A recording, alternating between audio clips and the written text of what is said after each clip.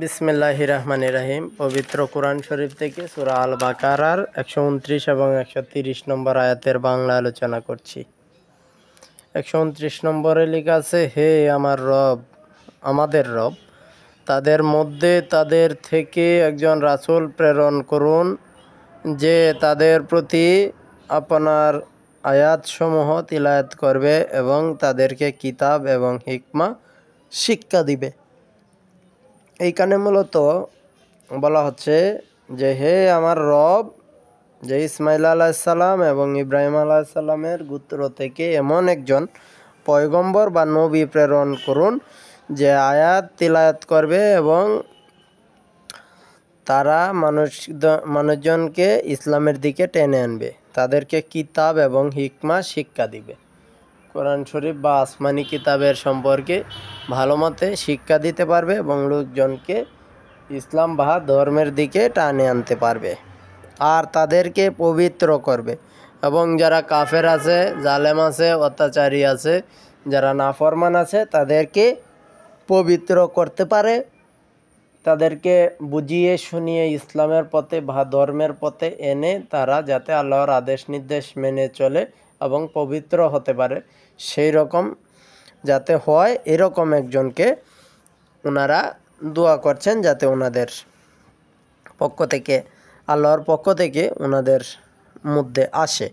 নিশ্চয়ই আপনি পরাক্রমশালী এবং প্রজ্ঞাময়, নিশ্চয়ই আপনি সকল কিছুর ক্ষমতাবান এবং সকল কিছু জ্ঞানী।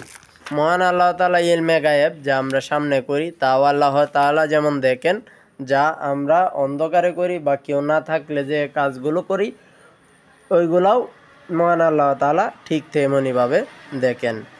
130 নম্বর আয়াতে লেখা আছে, আর যে নিজেকে নির্বোধ বানিয়েছে, সে ছাড়া কে ইব্রাহিমের আদর্শ থেকে বিমুখ হতে পারে।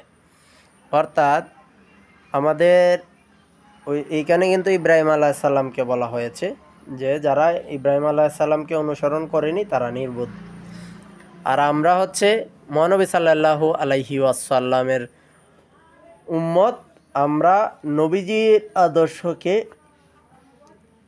অনুসরণ করে এবং নবীজি যেসব কাজগুলো যেভাবে করেছেন আমরা সেইভাবে সেই কাজগুলো করতে চেষ্টা করব। আর সেই কাজগুলো যদি আমরা না করি তাহলে আমরা নির্বোধ, আমরা পরকালে মহা আযাবের মধ্যে পড়ব।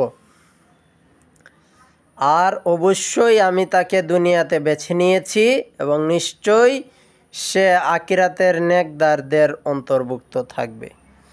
এবং বলা হয়েছে কি, যে মহান আল্লাহ তাআলা বলতেছেন, আমি তাকে দুনিয়াতে বেছে নিয়েছি, মানে দুনিয়ার যত মানুষ ছিল তার মধ্যে ওনাকে বাছাই করা হয়েছে এবং উনি মহাপবিত্র। শুধু পবিত্র না, ওনাকে মহাপবিত্র বলতে হবে, কারণ মহান আল্লাহ তাআলা এমন একজন মানুষকে বেছে নিয়েছেন যিনি সারা দুনিয়ার মধ্যে সর্বশ্রেষ্ঠ মানুষ, এবং নিশ্চয়ই সে আখিরাতে নেকদারদের অন্তর্ভুক্ত হবে। এবং আখিরাতে যেখানে জান্নাতবাসী আছে বা নেককার আছে, ইমানদার আছে, সেই সব লোকজনের অন্তর্ভুক্ত হয়ে উনি থাকবেন। যেহেতু দুনিয়াতে কোনো ধরনের পাপাচার, অন্যায়, অত্যাচার এই সব কিছু থেকে বিরত থাকবেন, বরঞ্চ আরও মানুষকেও বিরত রাখবেন, উনি সরাসরি জান্নাতে যাবেন। ব্যাপারটা এইভাবে বলা হয় নাই, এটাকে বলা হয়েছে নেককারদের অন্তর্ভুক্ত থাকবে, মানে যারা নেককার ইমানদার যেখানে থাকবে উনিও সেইখানেই থাকবেন ইনশাআল্লাহ।